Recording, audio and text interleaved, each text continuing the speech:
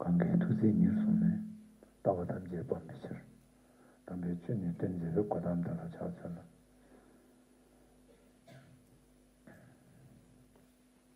Venerable monks and nuns, brothers and sisters in Dharma, good afternoon everyone. We are here to interact or discuss something about ethics in education, in economy, in social structure, policy making, and so on. This is really a vast subject. I'm not a student of all these things, but in spite of that, the various organizations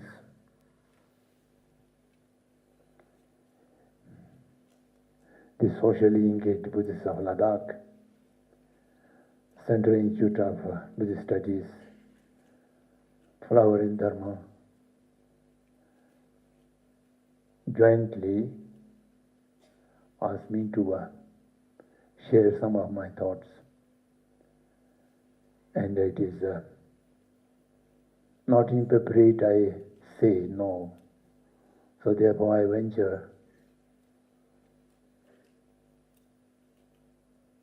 to try to interact with you some of my thoughts. The first problem is medium, the language.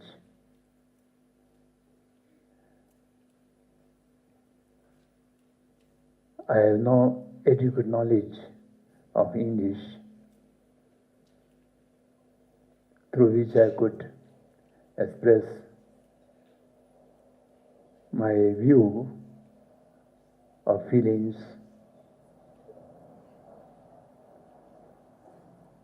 eloquently and correctly.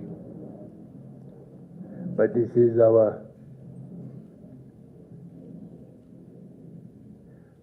funny dichotomy in the land of Ladakh. Due to my shortcoming of not knowing your local dialect, so I have to use some means of communication which are commonly understood by all the listeners. So my broken English shall have to be used. Whenever you are not able to understand or not clear, you are free to interrupt me and ask for repeat. Don't be shy. And as usual in the beginning,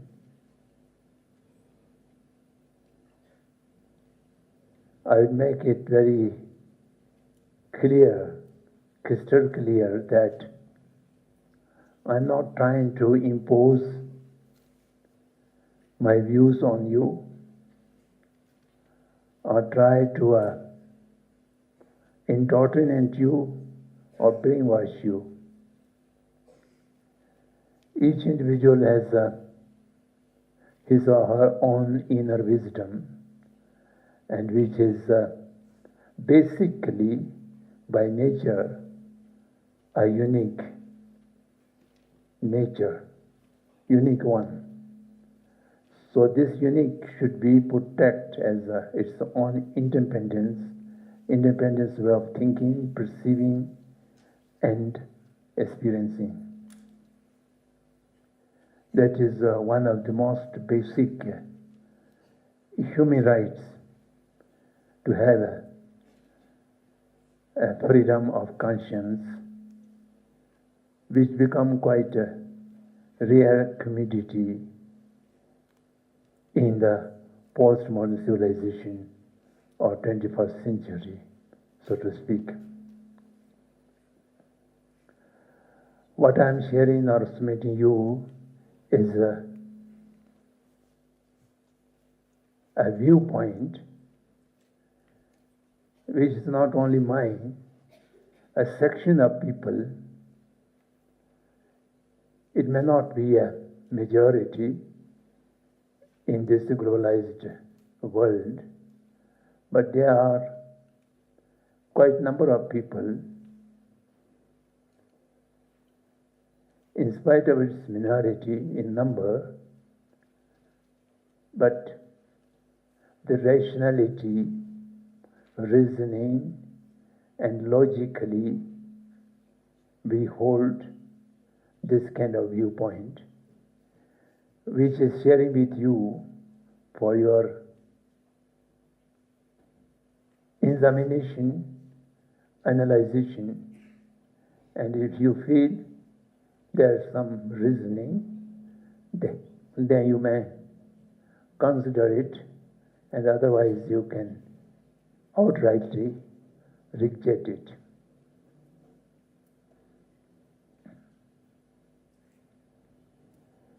We are moving to an age of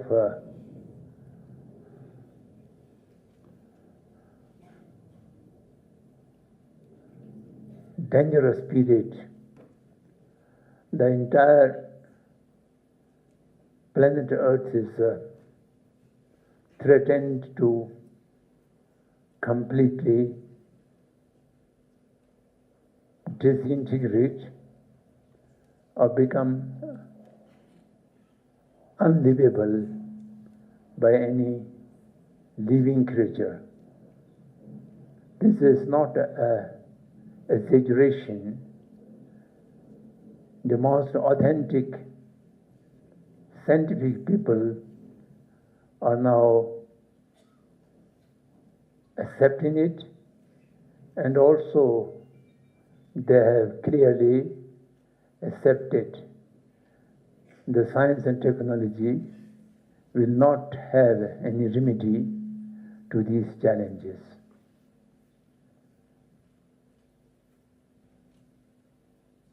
And also, unless the entire living humanity on this earth alter or change their way of life,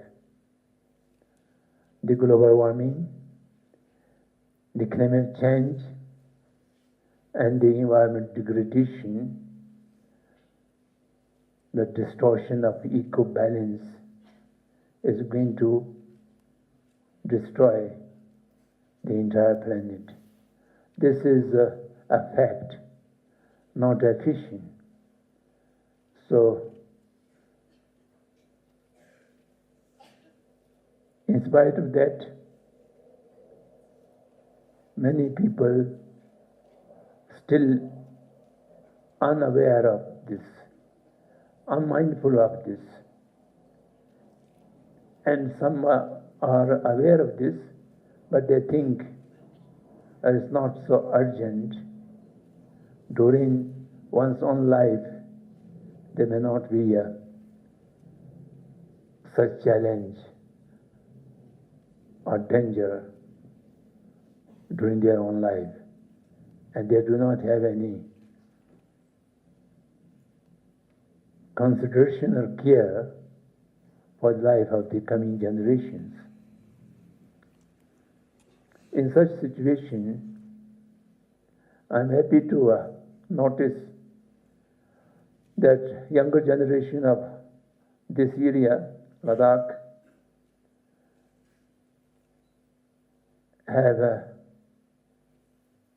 awareness about it and mindful about it, and they are talking about the challenges of modernity. The other day I told the young people that it is very appreciable you understood, you feel that there is a challenge. a challenge which is not a natural calamity kind of thing, but a challenge which is created by human beings knowingly and intentionally. So, the wake-up call, you have noticed and pay attention to that wake-up call and begin to talk about the challenges of modernity. Otherwise, a larger section of people always think that modernity is always an opportunity, not a challenge. This misconception is deceiving the huge majority of the human community. So, I appreciate, I congratulate the young people of Ladakh able to recognize the inevitability of the challenges with which we are not very sure whether we can have a remedy to them or we are just intending to perish ourselves in this new human-created challenges. Having said that,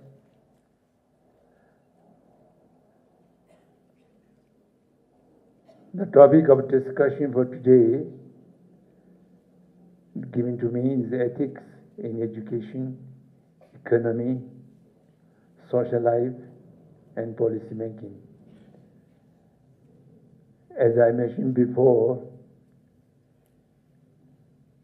in a space of 1 hour's time, obviously we will not be able to touch each of these points. And then the question prepared for me, the first is, what is ethics? The second, why is the need of ethics in education, economy, and so on and so forth? And the third is, how is the domain of the education, business, social life, and policy making interconnected? The right question. And the fourth is, how can an individual contribute in bringing about a change? It's a well-considered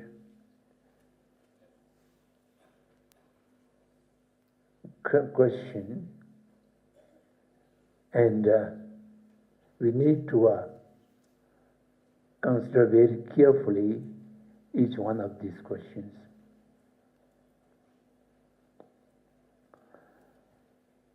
The concept of ethics, how to define what is ethics and what is unethics, it has no commonly acceptable principle for all the people in the East or West, or in the traditional and modern.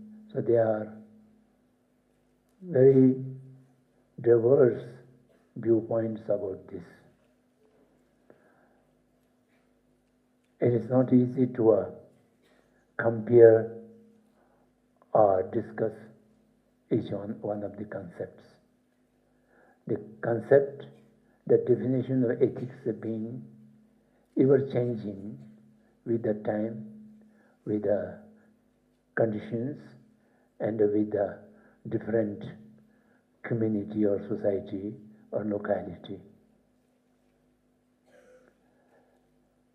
But I can categorize them in two groups. The first group is those people who consider ethics as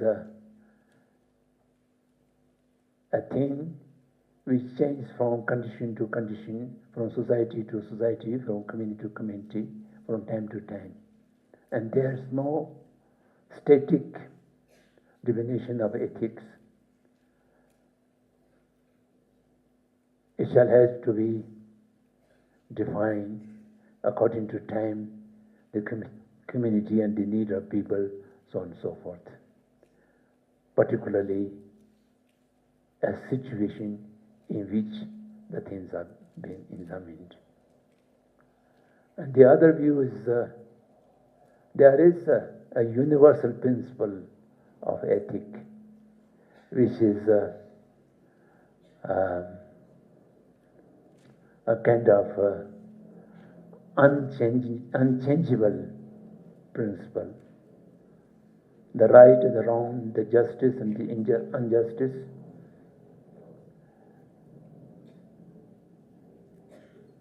that can be defined from basic principles. The principles are eternal. It does not depend on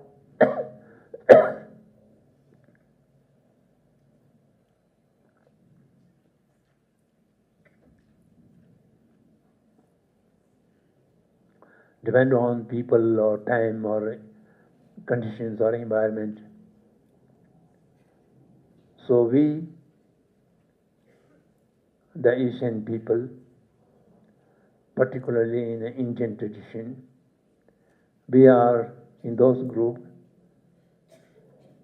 although there are different viewpoints, but basically we consider there is a universal eternal principle which defines what is ethic and what is unethical.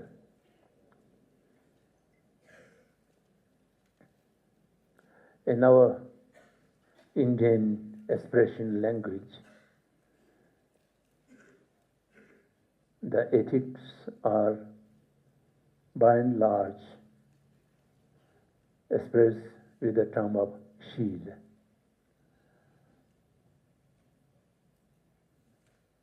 It is a philosophical or a kind of expression which is mostly used in a spiritual realm.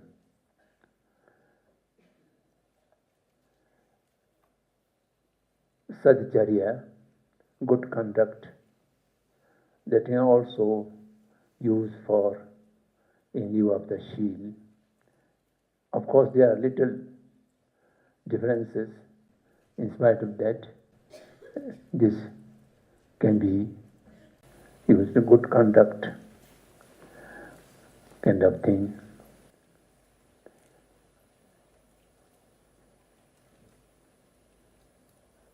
And also a kind of good behavior. Now the question, the direct question, what is ethic? What kind of physical, mental work or action can be categorized as ethical, and what things can be categorized as unethical? So the universal principle is an action which is directly or indirectly evolves into violence that is unethical. An action which does not involve directly or indirectly any kind of violence violence-free or non-violence, that is ethical action. This is been accepted by majority of the Indian tradition. Indian tradition includes the entire Eastern tradition, which prevails until now. This is a common understanding. This is further elaborated, experimented and demonstrated by Mahatma Gandhi during his lifetime, and make a kind of evident to everyone. This is a real definition of ethical behavior or unethical behavior can be divided by the principles of violence, non-violence. There are few traditions in India. They do believe that number of circumstances the violence can also be accepted and they are considered to be justifiable and it can become ethical. For instance, for self-defense or in defense of larger community or in defense of Dharma and so on and so forth. So that's why a number of traditions, they talk about war of Dharma, Dharmic war. But the Buddhist and the Jains, two major traditions of India, do not believe in this kind of exception. Violence in any form, in any way, in any circumstances is unacceptable and we should be considered as completely unethical, whether it may be in defense of self or in defense of many others, so on and so forth. Of course, there are different interpretations for certain circumstances, and this still do not accept unconditionally an act of violence as ethical. So having said that, people like me, not necessarily follower of Buddha's teaching, many present-day thinkers or philosophers do also believe in this way, including Gandhi. They never accept any kind of violence which could be justified due to circumstance and particular environment or conditions. Gandhi believes that truth, non-violence, and ethical conduct are almost synonymous. He has many times said that the truth and non-violence is two sides of one coin. This is a great way of expressing his views. Now, the second question is how to define the violence.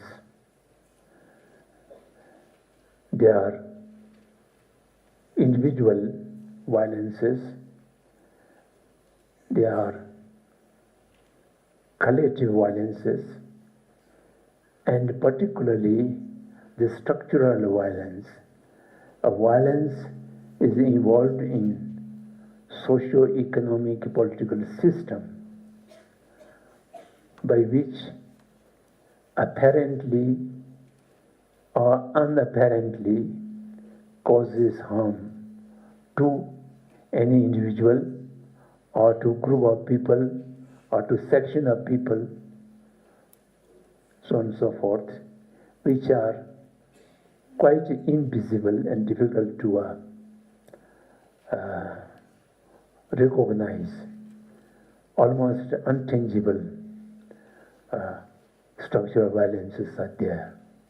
In present world, the structural violence is one of the greatest problems for everyone.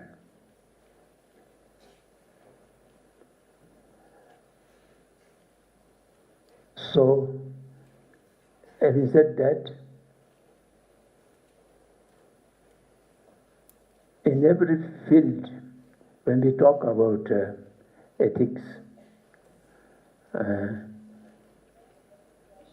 we shall have to examine what is violence and what is non-violence, and how to bring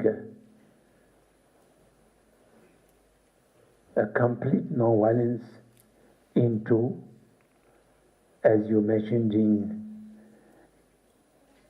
your question, into the education, into economy, social life, and policy making.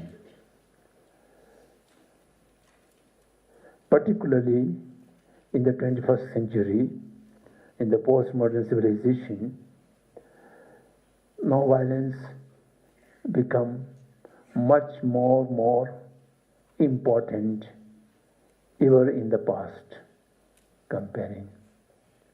In the past, violence is limited in its scope, in its sphere, and in its period. But today, the violence, the capacity of violence become so enlarged, and the instrument of violence become so sophisticated. So therefore, at many times, I quote the utterance by the Martin Luther King. Martin Luther King II, the Junior, was a true follower of Mahatma Gandhi, and he bring about a very notable and tremendous social change in North America. The racial and color discrimination come to an end. Just 3-4 days before he was assassinated, he made a very famous statement. In that statement he said that today we do not have the luxury of choosing between violence and non-violence.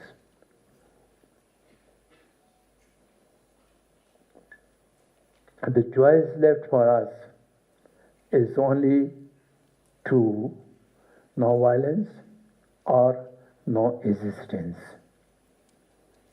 This is a very true statement. In today's world, if we look to the larger or bigger picture, as the expression used by the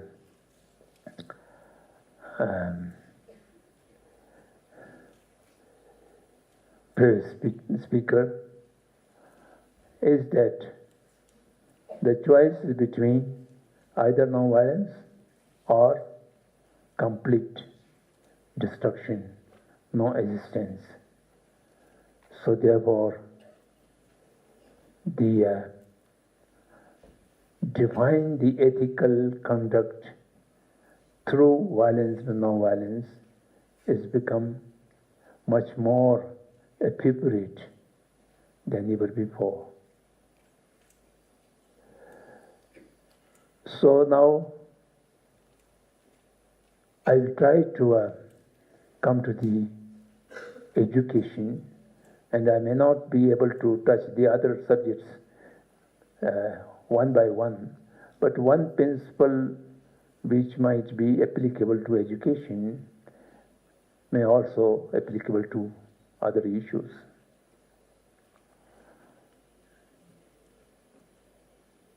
How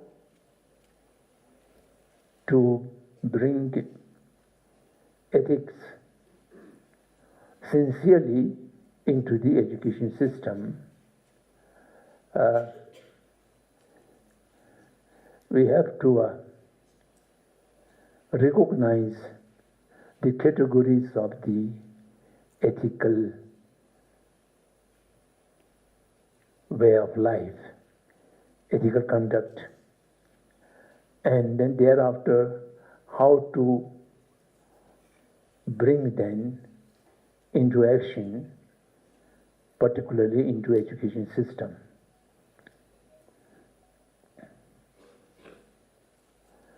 To bring about non-violence education, now I use this word, non-violence education. So here I need to clarify in the beginning that non-violence education means, not only means to teach how to practice non-violence. Non-violence education, I mean that the method of education must be a non-violent. The educators must be a practitioner of non-violence. The learner, the students must have a non-violence mindset and appreciation to have appreciation to the non-violence. And not only the system of imparting education, but also the system of evaluation, and all through the conduct of education should be violence-free. That is, I should not say impossible, but not easy. The structure of violence is invisible, and therefore to recognize the structure of violence is not so easy. You must have a very mindful sensitiveness. Only then you will be able to see the form of structure of violence. To face against the violence thing, unethical thing, how an individual should proceed. The ethic has 4 components. Any ethical action must complete the 4 components. The first is the ethics of restraining from negative acts or negative thoughts. And the second is ethics of virtues, to cultivate, accumulate, and develop the virtuous things. And the third component is compassionate mind, because the restraining and accumulation of virtuous, the source is compassionate mind. And the fourth component is the wisdom, the power of discrimination. The compassionate mind, without help of or combination of wisdom, the compassionate mind alone cannot act properly. So any ethical practice shall have to be assemble these four components, restraining from negative act, doing positive act to accumulate the virtuous things, and to doing these two good act, it must not be come out of selfish mindset or come out of self-interest, but it is come out of for the interest of the others, from a loving kindness, compassionate mind, the karuna. And the karuna can only be useful and effective when it is accompanied by discriminative mind, a wisdom which could see what is right and what is wrong. So this combination of four components of an ethical person or ethical mind or ethical action, one shall have to go through mapping of one's own emotion, one's own mindset. At this moment, we are by and large unmindful and unaware of our own mental activities, the thought process. How and when some negative emotion comes in our mind and which influence the entire our thought, like anger, jealousy, fear, temptation, attachment, due to a long time habitual or conditioning of our mind by these negative thoughts, it's very difficult to realize now negative thoughts coming. And therefore, when we realize the negative thoughts, usually it is too late. Many wrong actions have been acted due to these negative thoughts. So therefore, we must do practice, be mindful of our own thought. His Holiness make it very easy to understand for the people. He used this metaphor. We are very concerned or conscious to take care of our physical hygiene, but we are not that careful for our mental hygiene. So as much physical hygiene and take care of the physical well-being, we shall also have to similarly take care of the hygiene of the mindset. And by this way, an individual can progress the ethics in one's own life if you are mindful and you are aware of your mental activities, and therefore one should try to practice for noticing each one of the arising emotions, positive, negative, neutral, whatever it may be, and then also aware that to bring the antidote, such as tolerance when you are influenced by anger, and if you are influenced by fear, a kind of confidence. So each negative emotion has its antidote emotions which can be cultivated or which can be practiced. So by this way, you will have the combination of these four, and then one can hope for ethical behavior. So this is a general statement.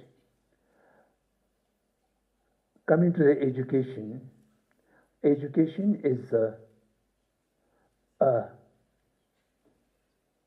process. Generally believe that a process of learning or process of teaching or process of training. So in this process, there are many stakeholders, many contributors. So the first contributor is in case it is the primary education or pre-school education, the actor, the contributor, most important contributor is the parents or the family members. And then child itself is also, of course, one of the basic contributors. The teacher, the school administration, the society, the environment of the education, environment of the school, the course of syllabi, the textbooks, and the classroom, and then the co-curricular activities such as games and other things. So these are many components and many contributors or many stakeholders. So each one of these stakeholders shall have to be, first of all, a right view, and secondly, a right determination.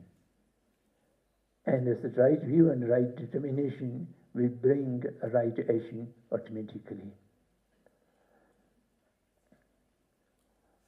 To have an ethical education system, the view of parents, family members, the child, the teacher, the school administration, in case one is going to school.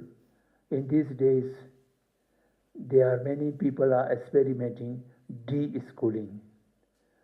The children are not sent to the organized schools. And I have many friends in Rajasthan. Those people, they are against to sending the children to school. If parents are mature enough, it is possible, and the parents might be able to educate the children much in better way. Of course, it is still in the experiment, and they have also set up, you might have heard about it, multiversity in the contrast of the universities for higher education. When we talk about ethical education, you must be aware of knowing the small experiments going everywhere. Of course, the Gandhi's Bunyadi Shiksha, Bunyadi Talim, he used to call it, the basic education. And Gandhi was very serious and particular in research of this education system. And he was helped by many educationists. One from Sri Lanka, Rabindranath Tagore has sent to the ashram, and Dr. Zakir Hussain and many people involved in that. And Gandhi has said that my last and best offering to my nation is this education system. But unfortunately, no one in the policymakers of the independent India have taken note of that, and the Gandhi's offering was rejected and not accepted. In spite of that, even today, there are about 20 or 25 small schools which are running on the system of Ganges thought of Bunyadi Talim. And also Aurobindo Ashram. Aurobindo Ghosh was one of the great philosophers and saints of India. And I very much appreciate his life contribution. His parents are very rich in Calcutta, and they wanted to make him a very pure British Sahib. So when he was born, they employed British English ladies, at that time used to call governors, to take care of child. And in the family, when he is present, they are make a very strict discipline. No one speaks Bengali. Everybody speaks English, because the child could be not influenced by local language. At the age of 7, he was sent to London. Until he was 21, he remained in London. And he has not learned his own language, and no any kind of tradition or Indian thought or philosophy. He was completely kept away from them. When he comes back, of course, he was a very pure British, but in a very short spell of time, I think many young people might have read his biography. You should read them. Then he learned Sanskrit, and he learned many traditional Indian thoughts, and he became a saint and also a freedom fighter. He took refuge in Pondicherry, that was not under British rule at that time, and then ashram was there. So they have set up new education system, and still it is not as good as during his lifetime or the mother's lifetime, but still it is doing good. Then there are about 8 big schools run by Krishnamurti Foundation of India. We have more than 9,000 students are in these schools. So they have quite different kind of education system, which are considered to be free from comparison and competition, and free from the method of reward and punishment, free from any kind of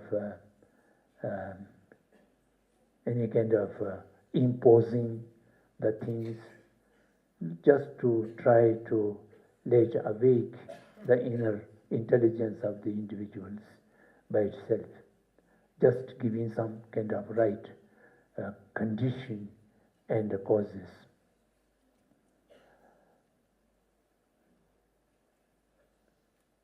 What I'm talking was, if someone examines the ongoing experiments, then of course the de-schooling, not sending to the schools, and then barefoot colleges. So this kind of new experiments, which are not started by traditional people, so to speak. Some of new experiments are by the students of IIT, and went to abroad and take higher education from West, and come back and realize how the education system prevailing is so corrupt and so unethical. So therefore they are trying to experiment on these things. So to make the thing short,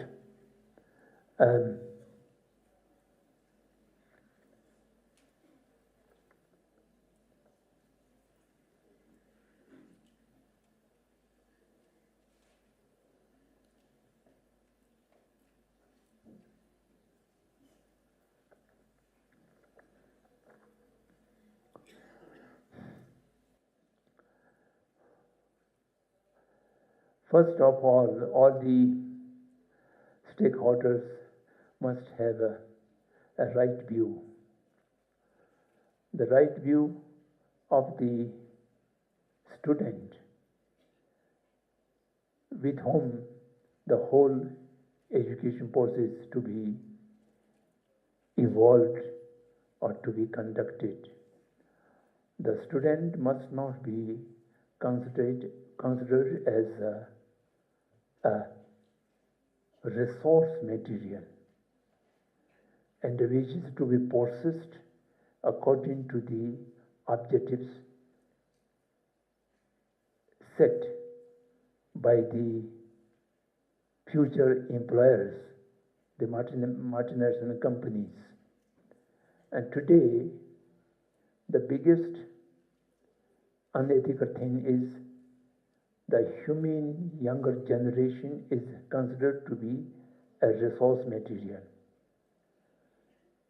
a human resource material, which is to be processed into the industries which are called schools and colleges or universities, and that they are to be processed suitable to sell in the market of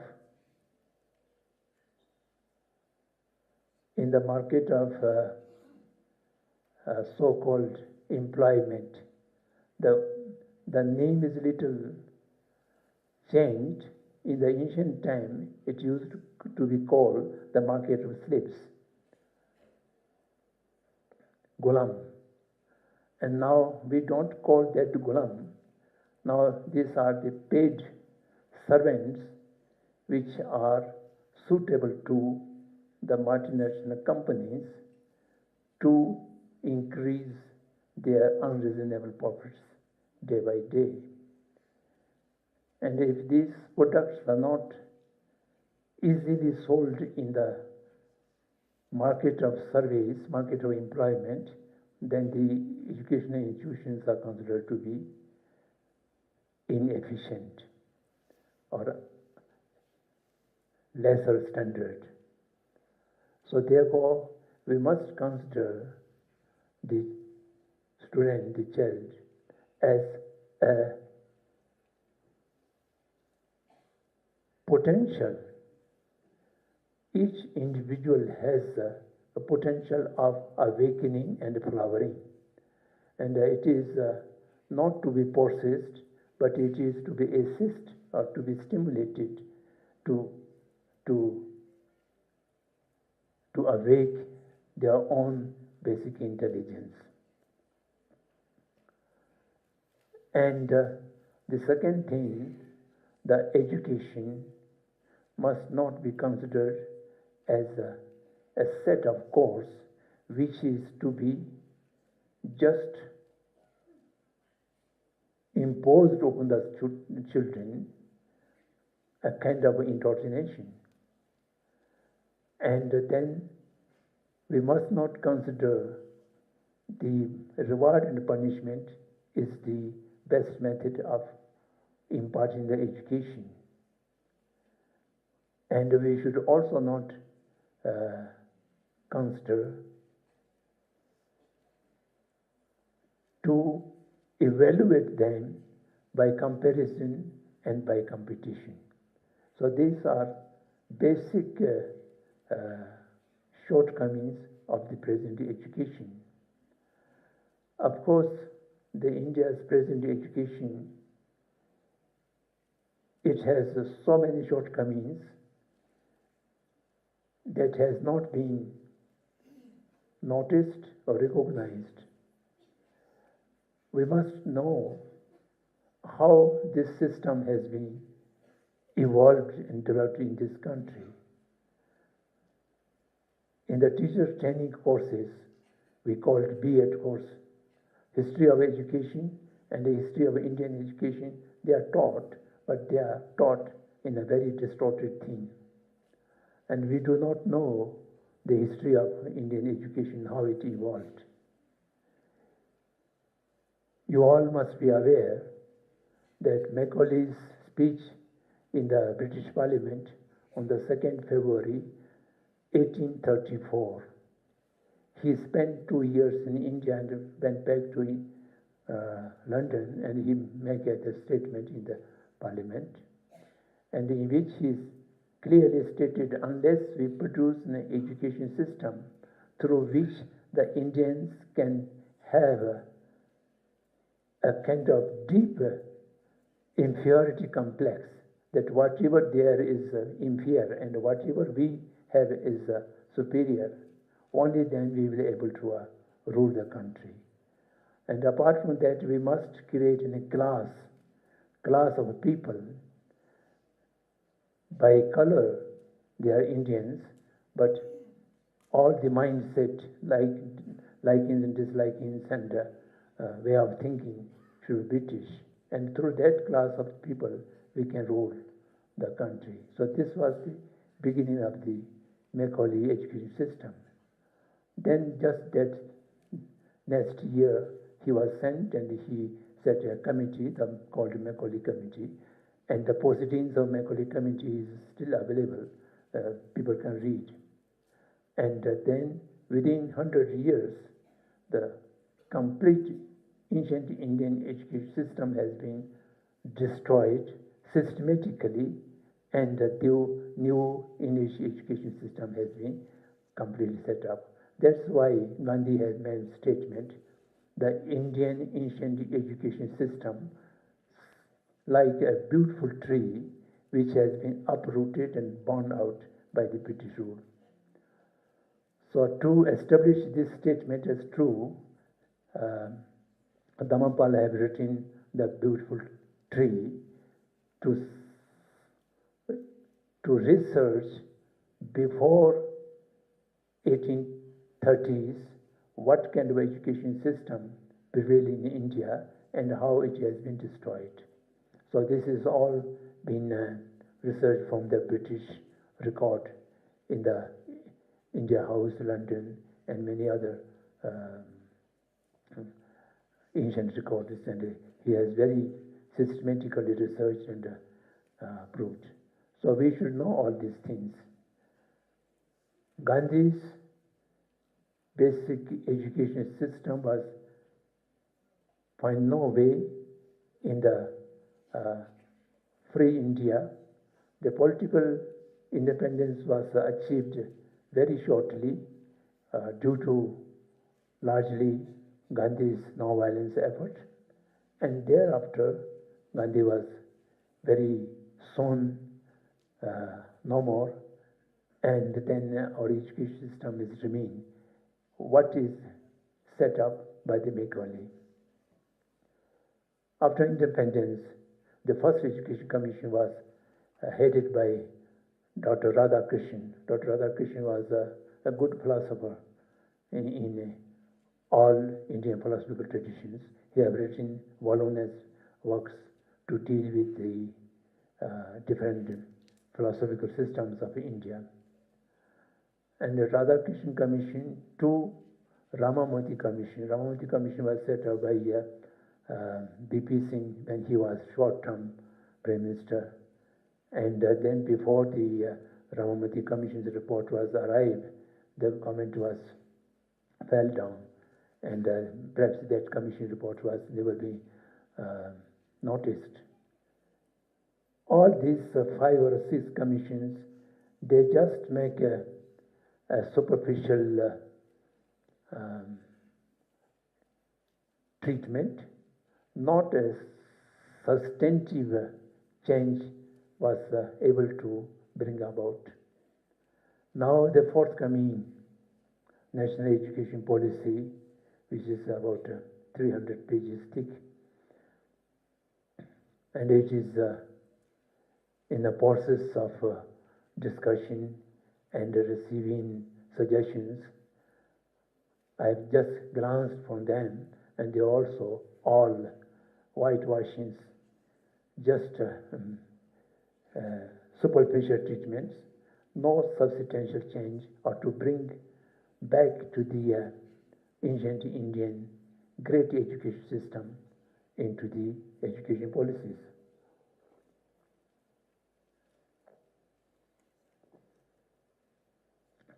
Therefore, the basic ethical work in the education system, we can not elaborate, but in a nutshell, what I can submit to you is that to reviewing the perception of the view of the stakeholders, the child is still a child. Therefore, the view of the parents, how they view the child, how they view the education, how they view the purpose of education, it is just make aware of the reading, writing, and mathematics. In English also we call it 3R. Gandhi used to say it Akshar Jan.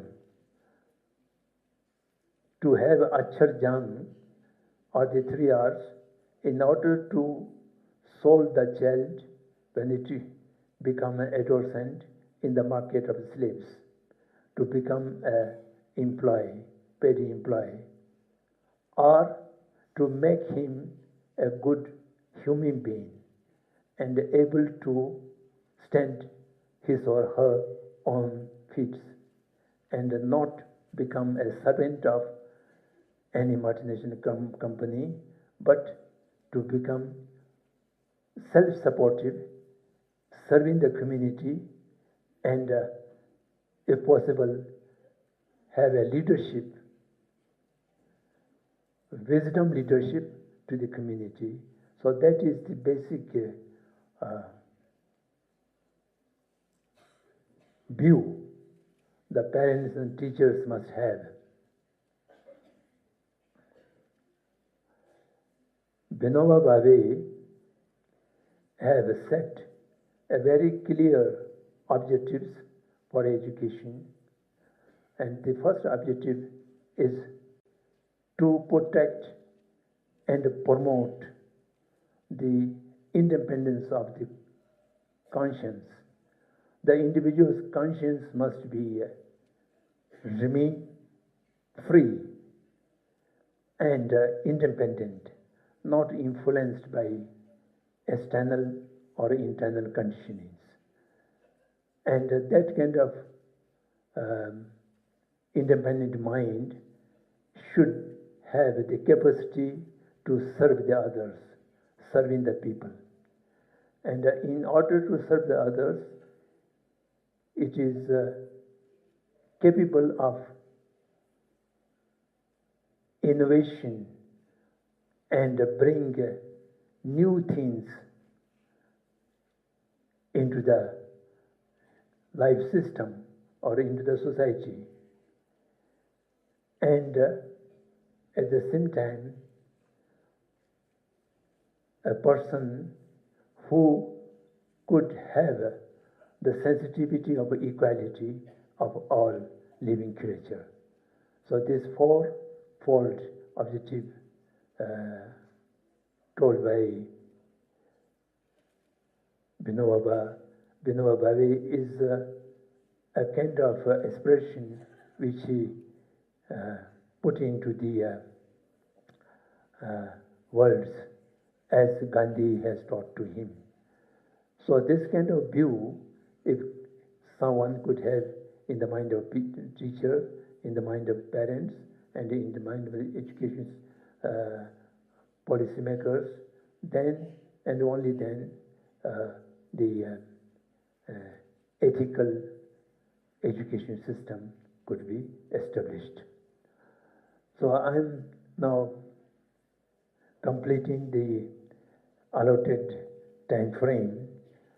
So economy is more difficult to bring into ethical framework because economy is always a cause of structural violence. Therefore, we shall have to think economy based on the needs, not an economy based on the greeds. As long as the economy remains based on the greed, there's no way to bring ethics into the economy. The social life is also same. A social life in the basis of cooperation, then there can be ethical society, and the social life remain on the basis of comparison and the competition, then there is no hope to bring ethics into the social life.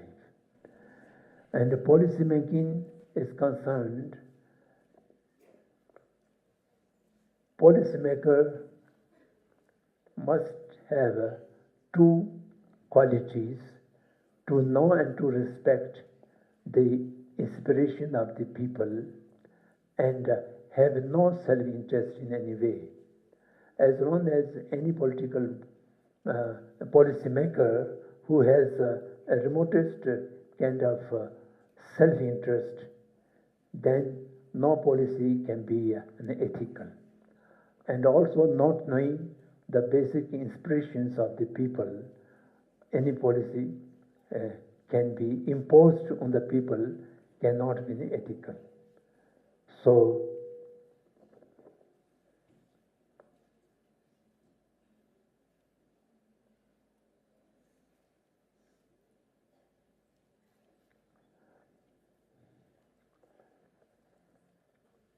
I have overconsumed few minutes from the time schedule, because the topic is so vast and not touching the basic grounds of the situation. I was not able to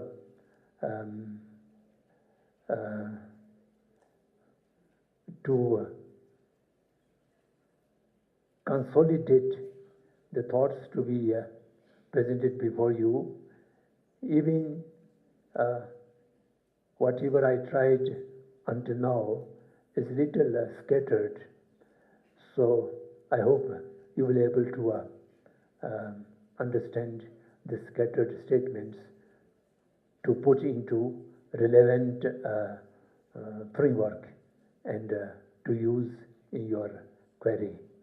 Thank you for your attention.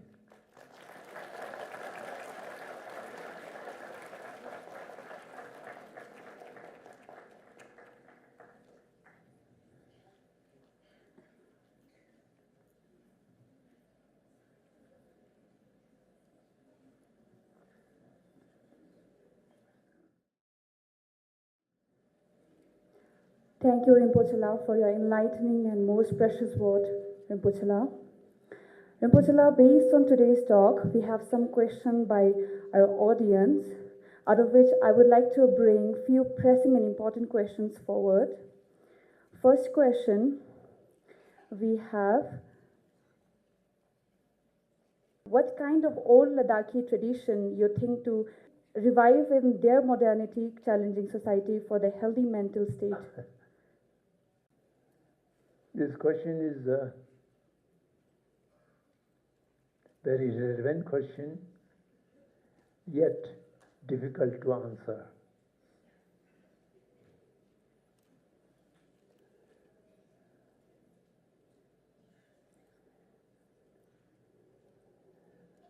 The tradition exists in Ladakh is difficult to identify.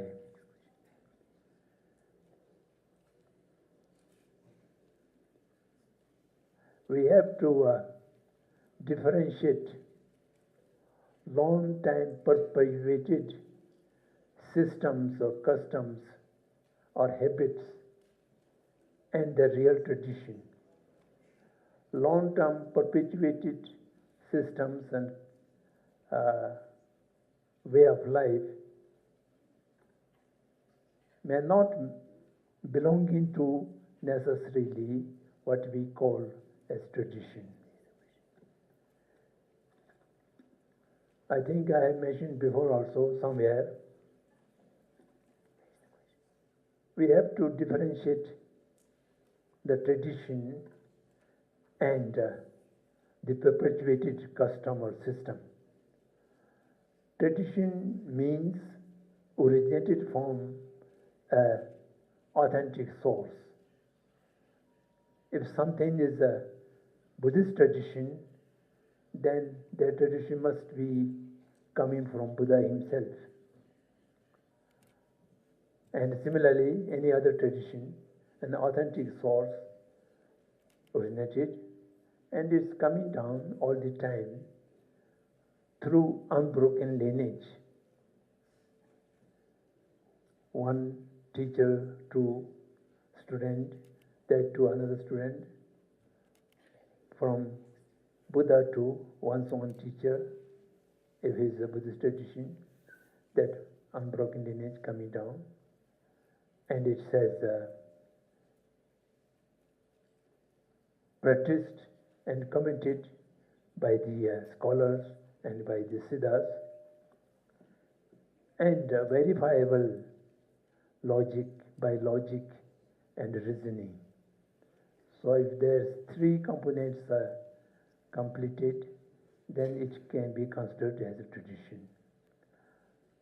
Otherwise, there are many old systems which are not originated from the authentic source and not verifiable by logic and reasoning, that need not to be protected, or that need not to be preserved.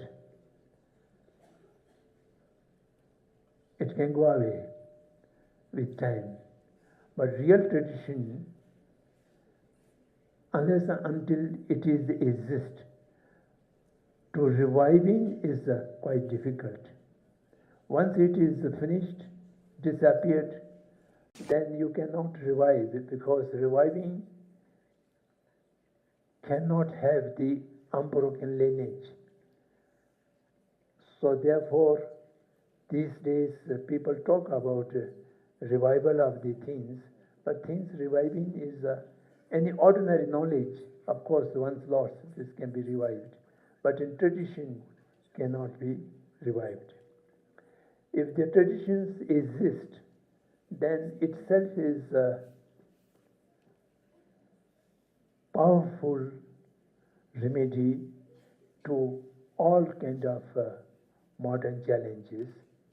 If your mind is in the traditional mindset, you cannot be easily influenced by the modernity or modern challenge. So what I suggest to this questioner is that we shall very carefully try to identify what kind of traditions are still available in this part of the land, and whatever is available that need to be preserved and protected and promoted, and that will give you silently the remedy to all kind of modern challenge. So this need to be a long-term experiment, and if someone do this experiment, I think we will be able to demonstrate how tradition is antidote to all challenges of modernity. Otherwise, the so-called traditions are not real traditions. They are polluted and they are distorted in many ways. I may share with you one of my experiences. One of my friends was trying to preserve and protect traditional education system, and we have a series of conferences inviting the traditional educational institutions, so-called traditional educational institutions are run by philosophical traditions or religious traditions. And when we discuss with them, the majority of them are very much promoter of modernity, and what they have told us that how their tradition is suitable for the modernity, and they are very much modernized themselves, so that by modernization of their own tradition, now their tradition is compatible, go with the postmodern civilization. So this mindset is very much prevailed in a large section of the so-called traditional society, and if the modernity is to be achieved by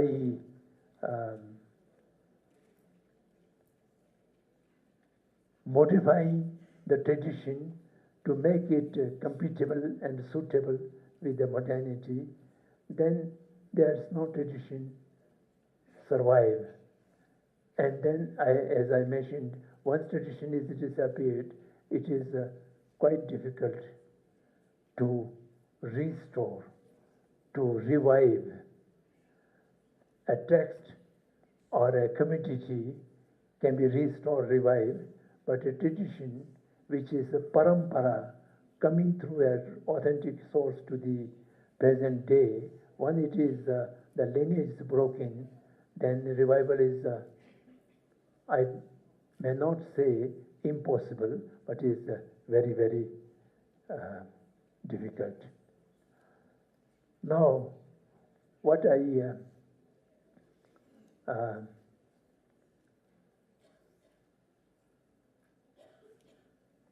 I would like to share is that a person who is born and brought up in a society where a rich tradition is available, but the person himself or herself is being educated into the modern education system, then how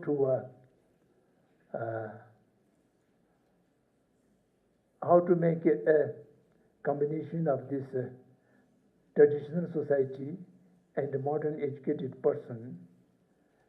The modern education gives you a kind of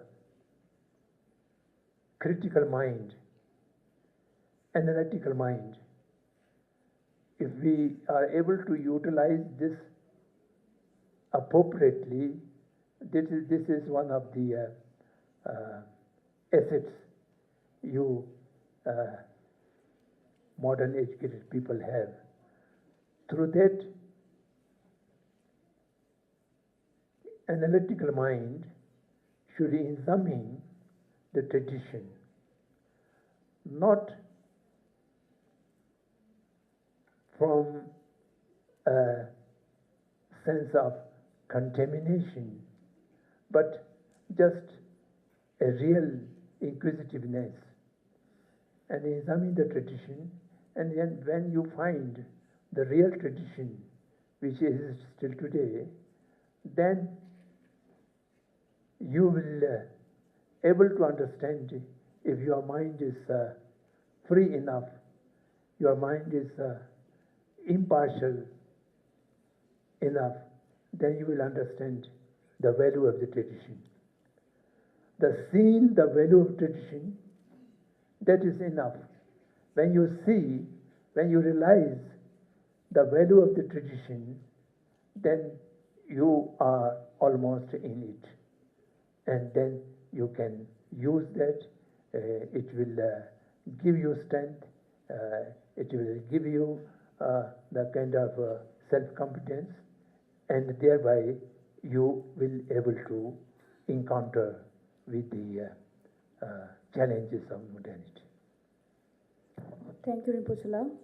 And now next question is from Rigzin Wangmo. Her question is, how do we balance ancient wisdom with modern technology?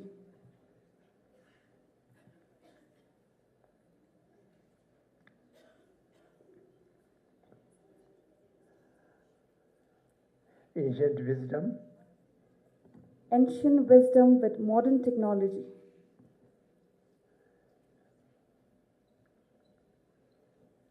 I'm so slow to understand. How do we balance?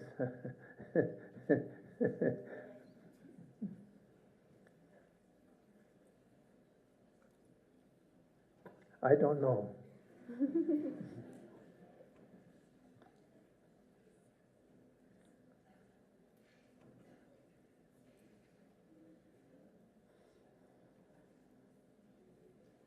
Ancient wisdom does not have any weight.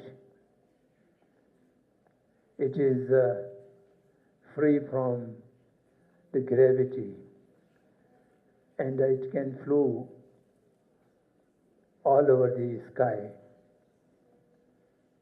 And I have no suggestion how it can be balanced with the modern technology. Modern technology is come out of ordinary mind. Ordinary mind means all this scientific way of finding, they never look to the perfection of mind or development of mind.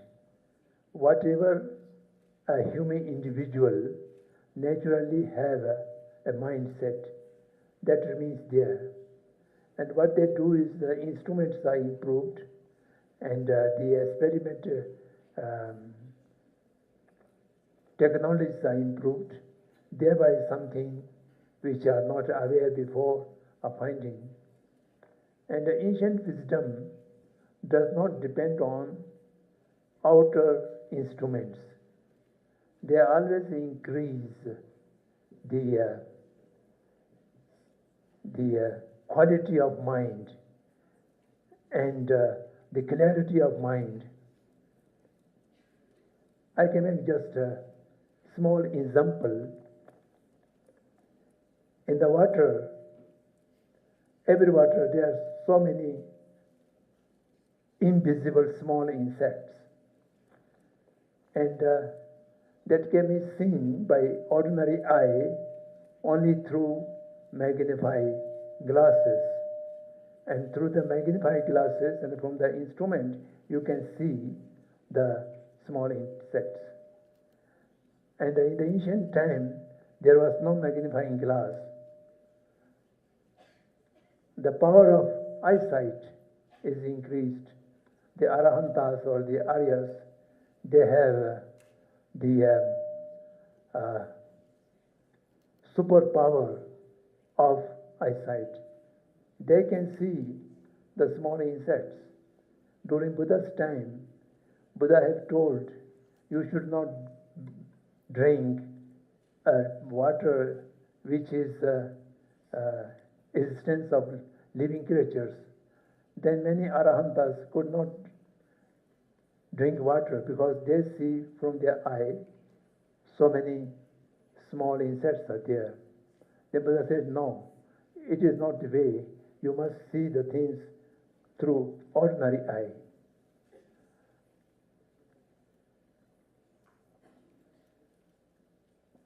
So therefore, the ancient wisdom is not be compared with the modern technology.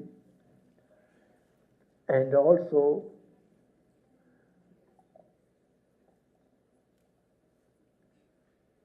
to make balance is, I could not understand what exactly the question means. Making balance is, the question might be come out of a mindset, the comparison between ancient wisdom and modern technology, which is from the viewpoint of comparison, then I would say these are separate realm, entirely separate dimension, which cannot be compared and which cannot be make a balance. I don't know. This is my idea. Okay, next question is from Rinchen Wangchuk. His question is, as meat, dairy, and egg industries are the most powerful industries, and it's not an industry but atrocity, can we fulfill the needs of people without this cruelty towards animals?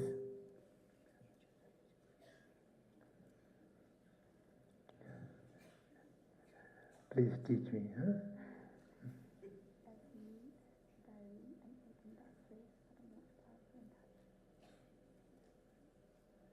Meat, dairy. Yes.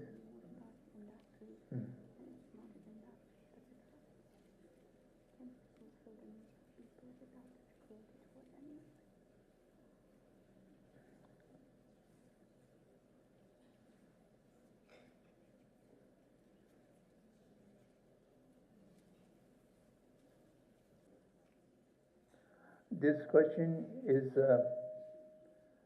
very relevant and a compassionate question, and its answer is also inbuilt within the question.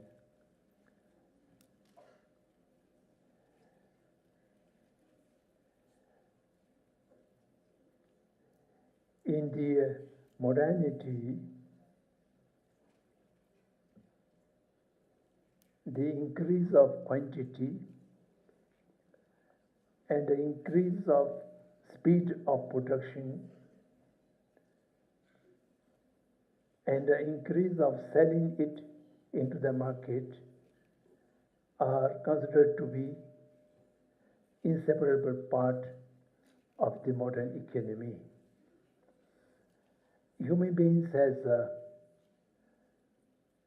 negative desire and positive desire, which can be exploited very easily.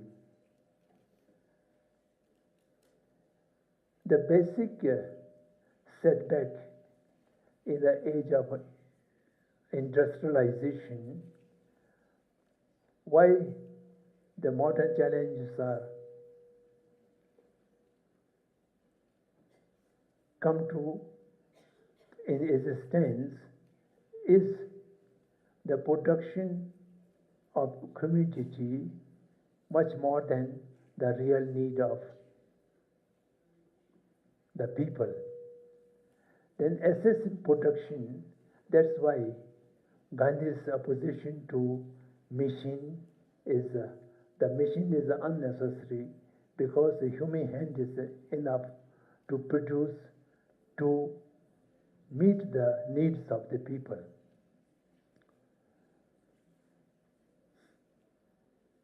It's unfortunate that these days the educated people do not read Gandhi. Anyone reads Gandhi's literature, the majority of questions can be, the answers can be found from his wisdom. When the people are able to produce more than the need of the people by industrialization, by technology, praudyogic systems, how to use them. It cannot be used, it can be only consumed. The most easiest way is exploit the human greed. Human greed is very easy to exploit it. It can be exploited through comparison and competition and advertisement and indoctrination, which are all the day in and day out.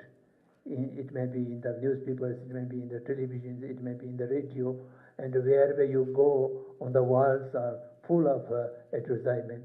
That's only to increase the human greed. And unless we come back to the base of the, I think I mentioned, unless we build a system of economy based on needs, then there would be no problem, no challenges. The Mother Earth, the nature, is capable of satisfying each living being's need. This is the Gandhi's again word. Gandhi says the Mother Earth is capable of satisfying all living beings on it for their needs, but it cannot satisfy a single individual's greed. The whole planet is not capable of satisfying the single individual's greed. So we shall have to build an economy which is based on the needs, not on the greed. And I also recommend to look into the words of the Schumacher.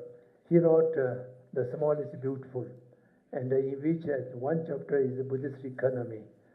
And any person who claim to be a Buddhist should know the Buddhist economy also. Thereby, a substitute or alternative economic system is possible, and it is available. The meat, the eggs are not necessary for human body. Human body is basically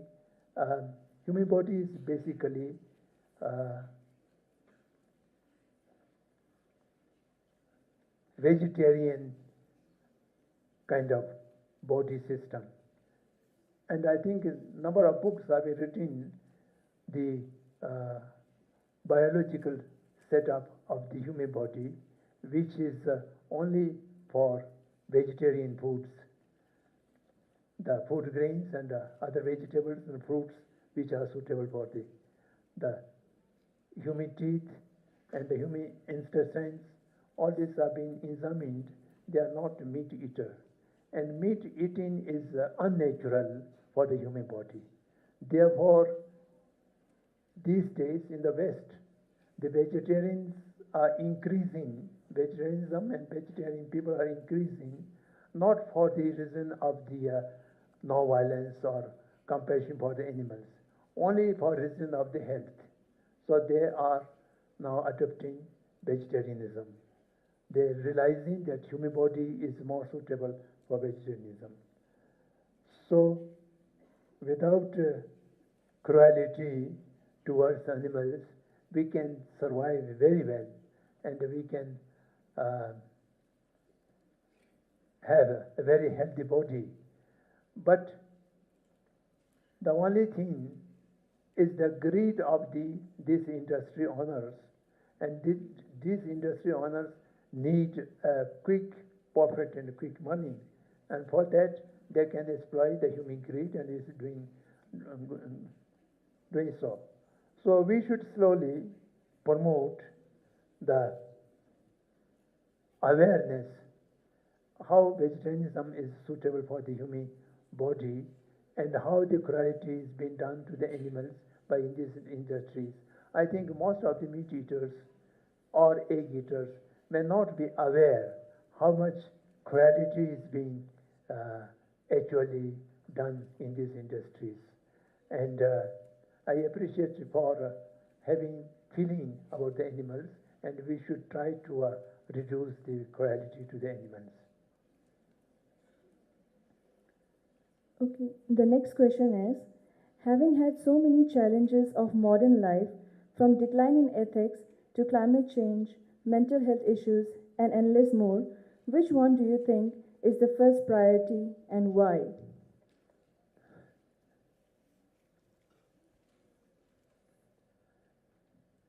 Consider which.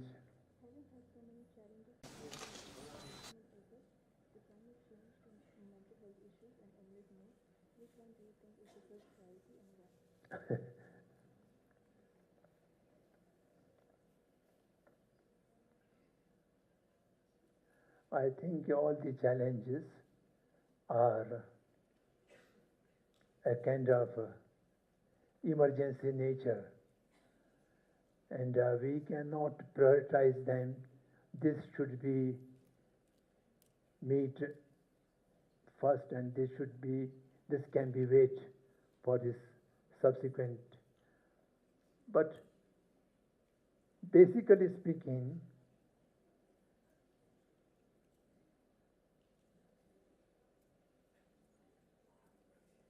the ethic, the decline of ethic is the cause of all other challenges. So if we need to make a prioritization, then the restoration of ethical mindset is most important.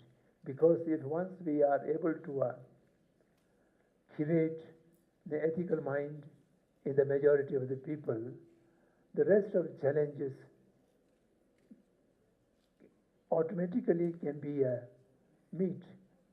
And it will, because once you have an ethical mind, your lifestyle will be automatically changed.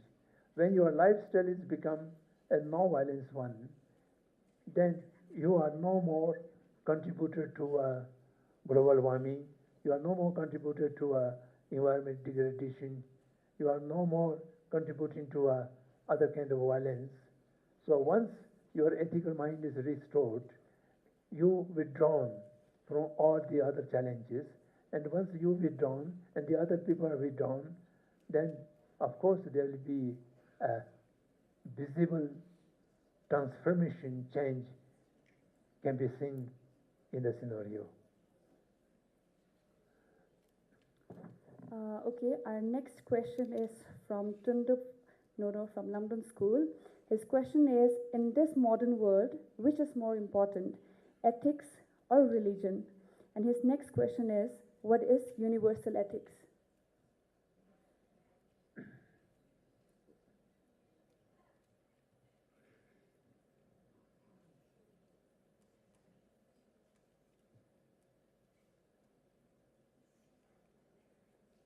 Which is more important?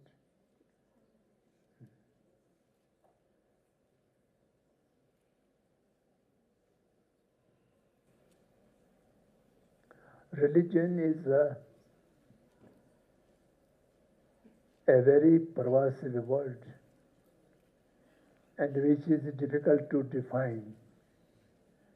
Ethic is a more specific word, and the ethics need not depend on a religious tradition. Religious traditions do teach ethics, but there are secular ethics as well. His Holiness the 14th Dalai Lama is now teaching the secular ethics in the worldwide. Now secular, we have no time this morning, so I was not able to talk about secular ethics. This question is good. Ethic is necessary for both the people who are believers or non-believers. In the English world, the religious followers are being termed as believers, and they who are not subscribed to any religion, that's called non-believer. Non-believers also need an ethics. So therefore, the secular ethic is a kind of universal ethic. Your second question. Universal ethic means, as I mentioned in the beginning, there are different concepts of ethics, some of them universal and some of them particular conditions or times or group. So universal ethics, as I mentioned, the ethic which is based on free from violence. Because all living beings are equal. They are equal into three levels.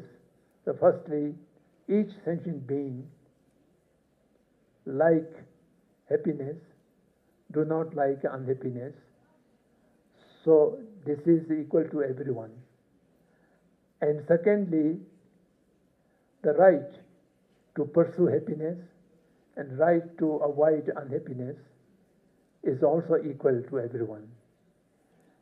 And thirdly, the potential to achieve happiness and to avoid unhappiness, each one has the same potential. So therefore, all living creatures are equal in this. So therefore, the non-violence principle ethic is universal, not harming to any other, because oneself is not liking to harmed by others. So the same is the others also. The free from violence, restraining from violence is the first step of the ethics, and that is the universal, whether someone is a believer or someone is non-believer. And we may not make any differentiation or comparison which is more important or which is less important, because at present the world is almost void of religion. Religions are composed of three things: the religiousness, religiosity, and religionism. If you examine all the different religious traditions, the religiousness is no more exist. That is why now we are using the term religious intolerance. This is a contradictory expression, self-contradictory expression. If someone is religious-minded, he or she can never be intolerant. If someone is intolerant, that is the biggest evidence the person is not religious-minded. So there is no such thing which can be called a religious intolerance. So in the void of religion, among the Buddhists also we can talk ourselves. If we really examine how many people do have the real kind of Sharangami, Chamdo, and without having a Chamdo, we cannot claim ourselves as a Buddhist. Just born in a Buddhist family does not make one person as a Buddhist. So therefore the religiousness is disappeared, religionism little bit, and what exists is the institutions and the name, the religionism, that is we are talking about and we are fighting on which. So in this sense, I would say the religionism is much less important than the secular ethics. Okay, now we have our last question. The question goes, as we all know that our contemporary education system is very unhealthy, stressful and competitive in a negative way, and deschooling in a place like Ladakh seems quite difficult. So in such a case, what would be the other options?